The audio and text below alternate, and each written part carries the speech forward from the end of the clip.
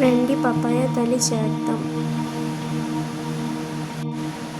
పిల్లలకైనా ఎవరికైనా ప్రోటీన్స్ అన్ని పపాయ చాలా మంచిది హెల్త్కి.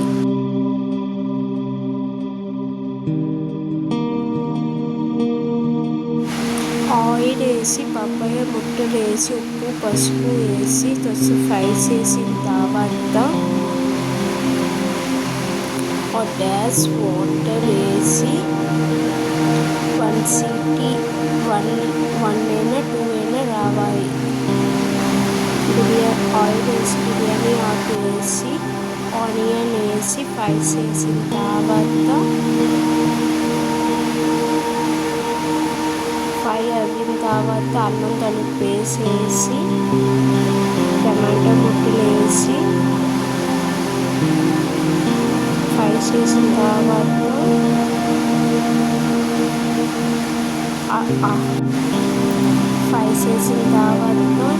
వేడిన తర్వాత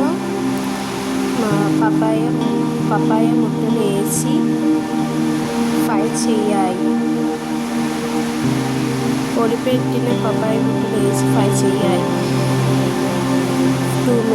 5 minutes తర్వాత దించేయాలి. రెడీ పపాయ తోయ. Please subscribe my channel. Thank you.